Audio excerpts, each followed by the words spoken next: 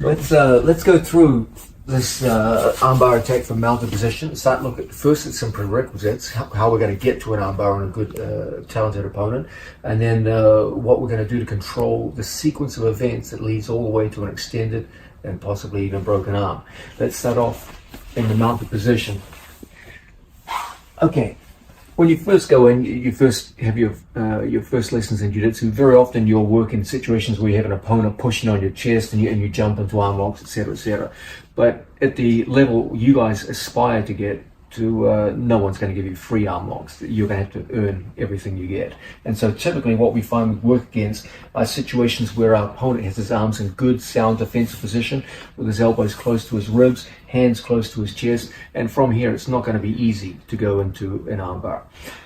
First things first, with any armbar where our opponent is directly in front of us, whether it be mounted position or from closed guard position if we're on bottom, one thing we always have to do is get our opponent's elbow inside the line of our hips. Okay, as long as his elbows are outside of our hips, it's going to be very, very hard for us to pivot and turn 90 degrees to get into an armbar situation. Now that's a problem when you're mounted on someone, okay, because their elbows are locked in tight to their ribs, and you try to pull an elbow across towards the center line. It's not easy. He makes a strong resistant arm here. It's very, very difficult for me to bring the elbow across and start to make that turn. So a very useful rule, which I always employ, and I often coach to my students, is the idea of the elbow and shoulder line relationship. I won't even try Jujigatami from the mounted position unless I can get my opponent's elbow out and away from his body. And the best way for me to do this, it's not the only way, but the best way is to get his elbow up above the line of his shoulders. Okay? Once the elbow gets extended out away from the torso, now it's going to be easy to bring the elbow towards the center line, and from here we can start going into Jujigatami.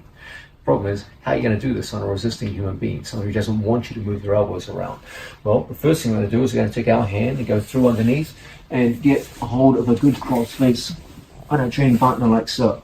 We're going to put that cross face underneath our training partner's rear deltoid, and as he puts his arm into a good defensive position, we're going to put our wrist underneath his elbow.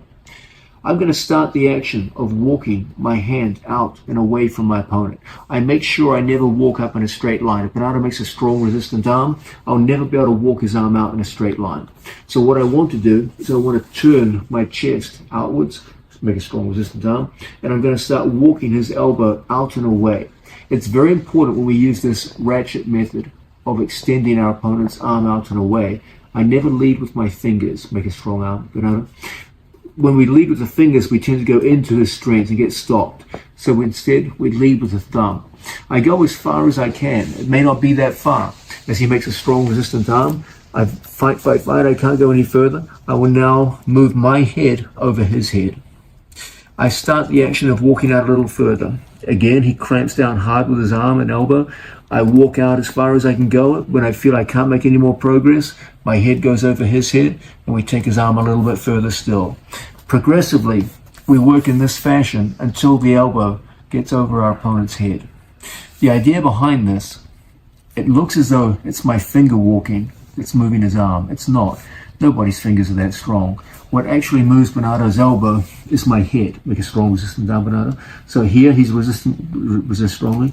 I can't get any further. Look how my extending arm with my head is what moves his elbow. What my hand on the floor does is prevent Bernardo from returning his elbow where it came from. When he tries to bring his elbow back down to his torso, the friction with the floor makes it impossible. The friction of my palm to the floor makes it impossible. And so we walk out a little bit further, and we continue the cycle until the elbow comes to the center line. Now from here, once we get the elbow trapped with our head, we're in a position where we can start to turn. I'm currently lined up with my training partner, but as Jujigatami, Juji means cross, implies, I need to get perpendicular to him. So I'm going to bring my two arms underneath, and from this position, I bring my knee up to my elbow. My second leg sweeps around the corner, and we go into a perfect turn across our training partner's shoulder line. So now we have an angle on our training partner. The key element is that my knee controls Bernardo's shoulder here. Forms a wedge around my opponent's shoulder on the side that I'm going to arm lock. I now go in and switch my arms. My hand grabs my own thigh. And from this position, we're in the perfect position now to bring our cross-faced leg over his head. Here's a common problem. People have their body far too upright, and as a result, they feel very clumsy bringing the leg across the head. What I want to do is touch my ear to Bernardo's thigh, and that makes my right leg weightless. It makes for a very easy transition down to the mat. A very important rule here is that we will never sit down to the floor and take our weight off our opponent until we have the cross-faced leg in place, okay? So once we get up into this winning position, like so, my ear touches my training partner's thigh, I will never sit down first and then try to put the cross-faced leg over. Always it's the cross-faced leg first. The way we do this is we put our ear to the thigh. That makes it so easy now to transition our leg comfortably across and then come back into a strong back heel, and now we're in perfect position to go on the attack, okay? Once we get into a position like this, this is where we start going into different configurations with our arms, okay? Initially, when you first go in on your opponent, you're looking to control the man. So typically, we're going to be elbow to elbow on our training partner. My right elbow to his left elbow, just like so. I like to keep my hand here initially on the floor so that my body stays upright and my head is higher than his hands.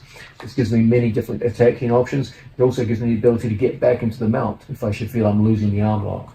I don't want to commit too quickly down to the floor in these situations. I like to keep my head high and up over my training partner's hands at the initial stages. Now initially, we're elbow to elbow, but let's not make a common mistake. Many people try to separate our opponent's arms by pulling elbow to elbow. That's never going to succeed, okay? Once we start to change our focus from controlling our opponent to separating his arm, we need to change our hand position. So from here, we're going to change our legs. We're going to go through, and I'm going to come all the way up, elbow to wrist, okay? So my right arm goes from elbow to elbow, gets replaced by the left arm, and come up elbow to wrist, just like so. My intention here is to get a critical position we call the cross chest position. That's where I take my training partner's forearm and put it across my chest, okay? If I can hold my opponent's forearm across the chest, even when his hands are locked, the only thing holding his arms in place are the weak rotator cuff muscles in the back of his shoulders, and those I can easily separate, okay? The question is, how am I going to get his arms in that position, okay? That will depend on how he locks his hands. If his hands are locked palm to palm, I will go directly to the elbow to wrist position and put my elbow outside my own thigh. Now we've got cross chest. If Bernardo figure fours his arms, then I will often clear one and then catch two and lock up. And once again, with cross chest. He'll have his hands locked defensively. Good.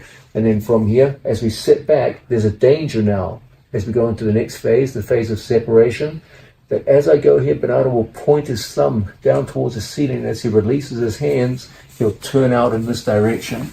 That's always a constant problem. Many people lose the jigitame at the last minute because of this turnout problem. So it's very important, whenever we're about to separate someone's hands, we take our free hand and we control hand to elbow. I go in with a bent false grip, just like so, and I connect Bernardo's left elbow to my left hip. So that as I go to separate, when Bernardo tries to turn out, even with one hand, he'll never turn out successfully. In order to turn out, Bernardo has to put his elbow, his left elbow, on my right hip. Now he can turn out.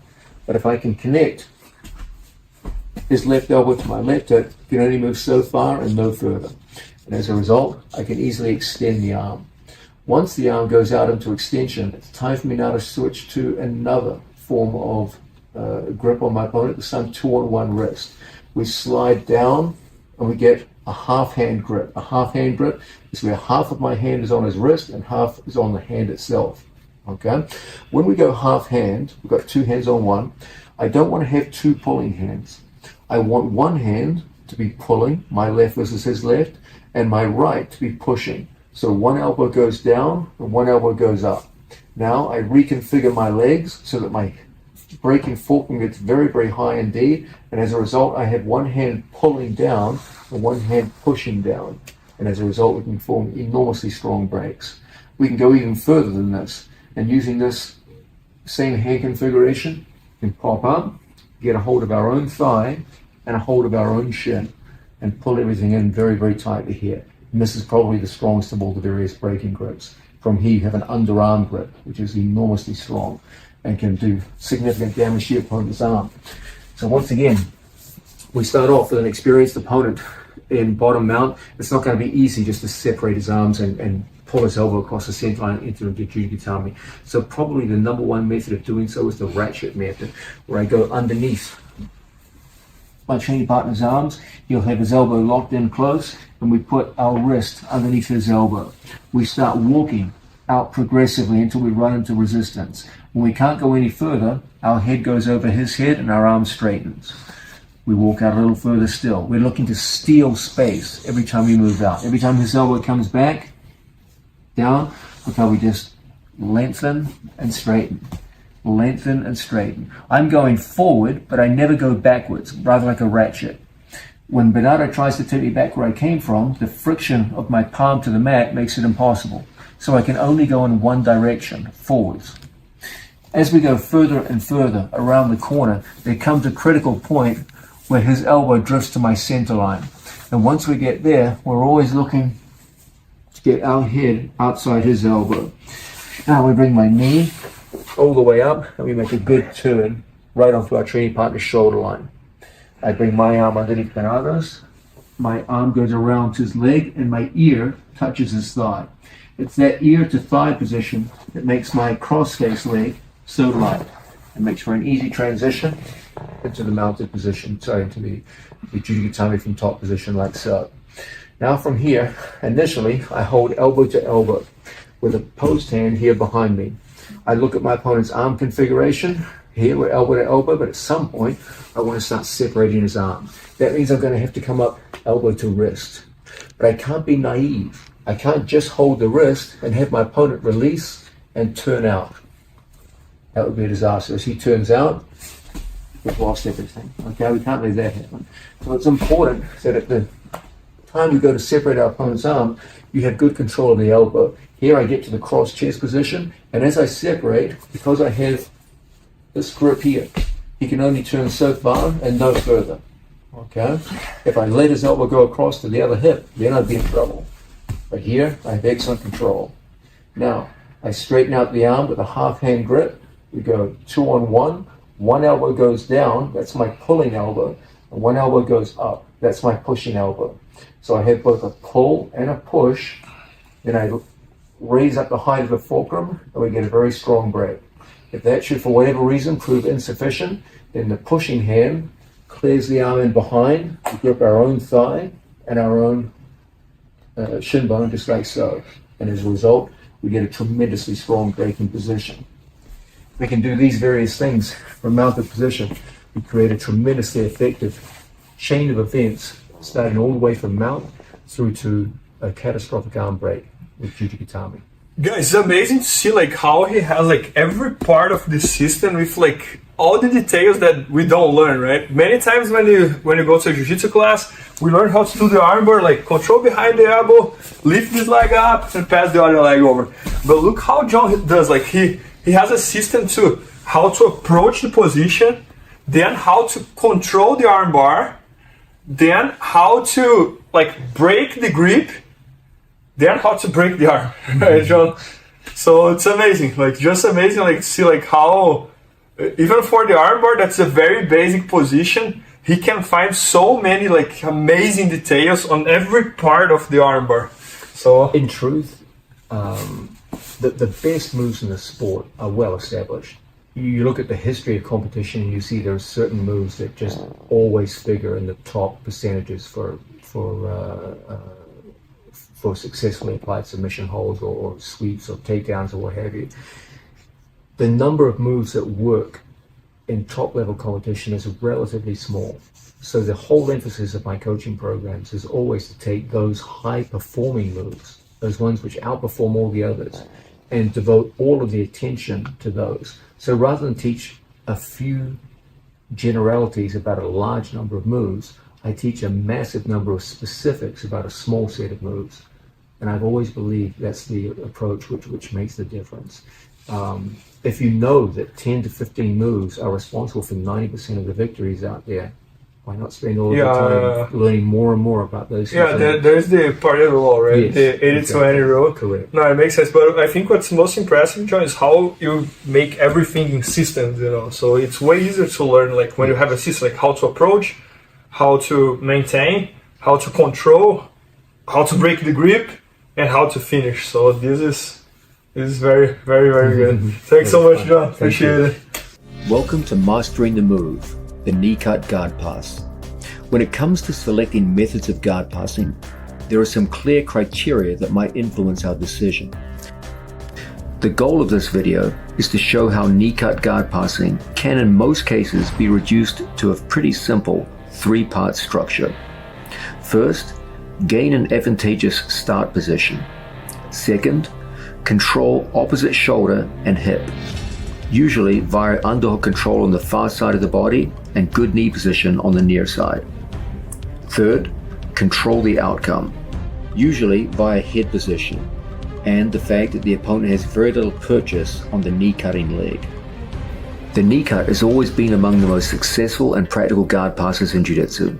It is a staple among my students, and I am very confident that it will get great results for you too.